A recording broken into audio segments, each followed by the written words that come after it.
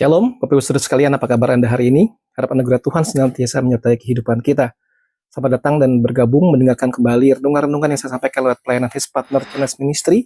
Kiranya lewat renungan yang disampaikan boleh jadi berkat bagi kita semua.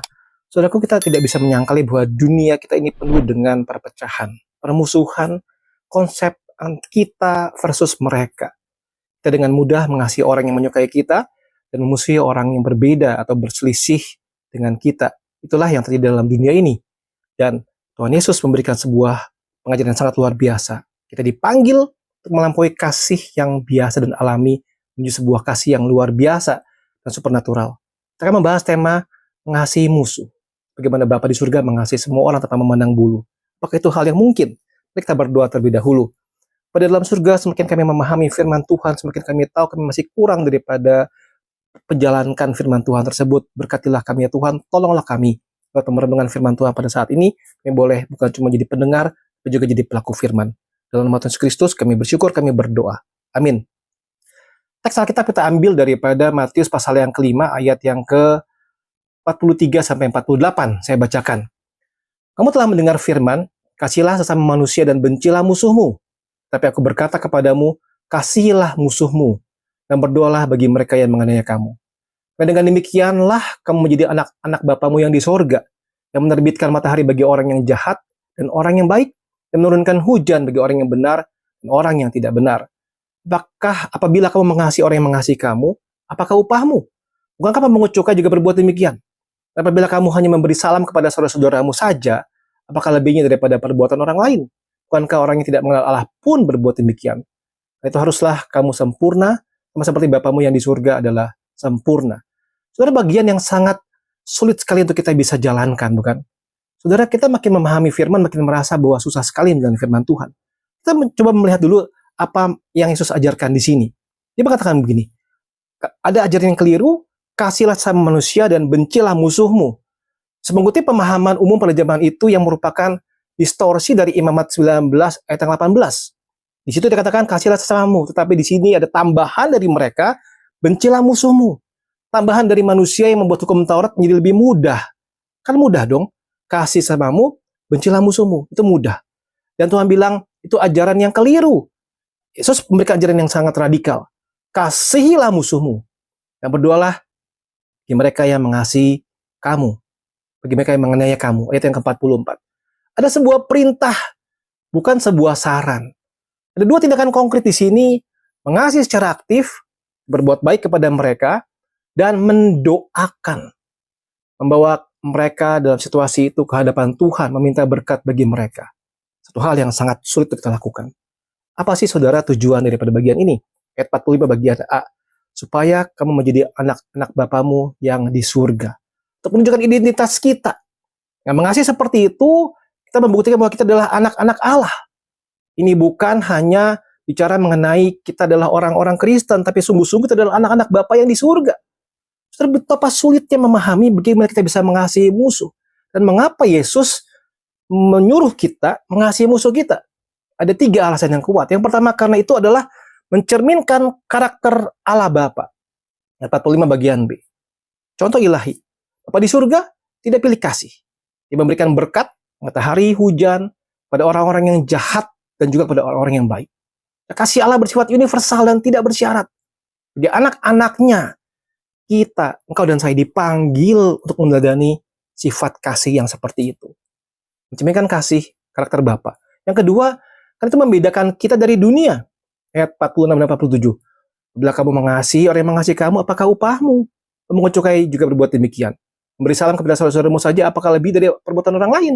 Orang yang tidak mengenal Allah pun berbuat demikian. Apa bedanya kita dengan orang lain, saudara? Kalau kita mengasihi orang yang kita kasihi, menyapa orang yang kita sapa. Tuhan Yesus berkata, bukan begitu. Kasih yang biasa tidak memiliki nilai spiritual. Tidak ada upah khusus di kerajaan Allah.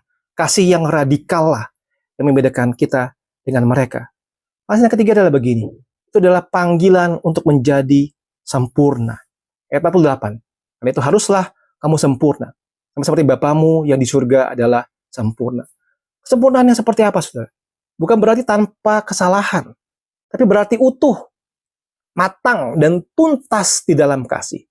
Maksudnya begini, seperti Bapa kita yang sempurna di dalam kasihnya, tuntas kasihnya, tidak setengah-setengah, tidak pilih-pilih.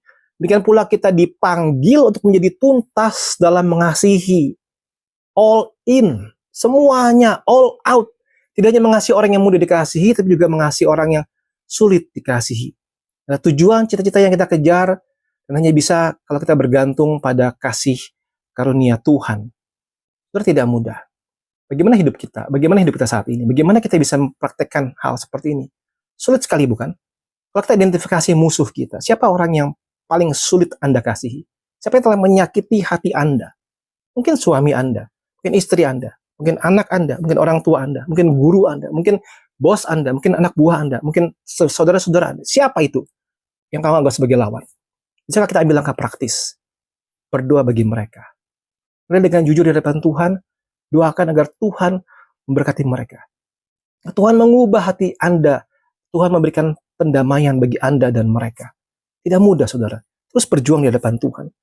Lakukanlah kebaikan. Lakukan kebaikan kepada orang-orang tersebut. Kata-kata, dorongan, bantuan, atau sekedar senyuman. Ubahlah perspektif Anda. Lihatlah seperti Bapa melihat mereka. Juga orang diciptakan menurut gambar dan rupa Allah juga. Dan yang paling utama adalah bergantunglah pada Roh Kudus. Saudara, mengasihi seperti ini tidak bisa dengan kekuatan sendiri. Kita lemah. Kita bisa forgive people, tapi kita sulit untuk forget about them.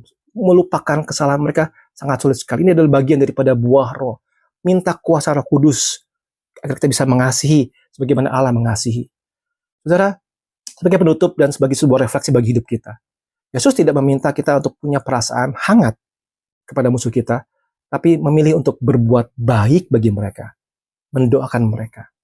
Adakah orang yang bisa kita doakan hari ini?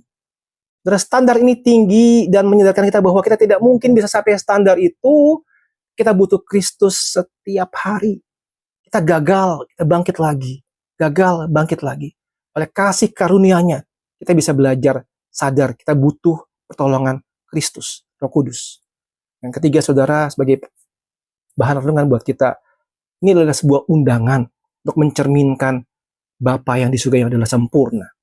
Saudara, kita tidak mungkin sempurna, tapi Roh Kudus perlahan-lahan bisa makin membuat kita serupa dengan Kristus. Mari kita belajar. Mari kita belajar. Hari ini, siapa satu orang, atau sekelompok orang mungkin, yang perlu Anda mulai doakan dan tunjukkan kasih secara praktis dalam minggu ini. Ya saudara, Matius ayat 48 berkata, haruslah kamu sempurna, seperti Bapamu yang di surga adalah sempurna. Ya, Tuhan menolong kita sekali untuk makin hari makin bertumbuh serupa dengan Kristus dan menjadi seperti Allah Bapa yang di surga. Kita belajar, terus belajar mengasihi orang-orang, bahkan yang menyakiti hati kita. Mari kita berdoa. Tuhan, tidak mudah untuk kami melakukan firman Tuhan pada saat ini. Sulit bagi kami. Dan berdoa Tuhan, kiranya Roh Kudus yang menolong hidup kami, memampukan kami untuk bisa belajar mendoakan orang yang menyakiti kami, mengasihi mereka. Yesus Kristus, kami bersyukur dan kami berdoa. Amin. Tuhan menolong kita sekalian. Tuhan memberkati.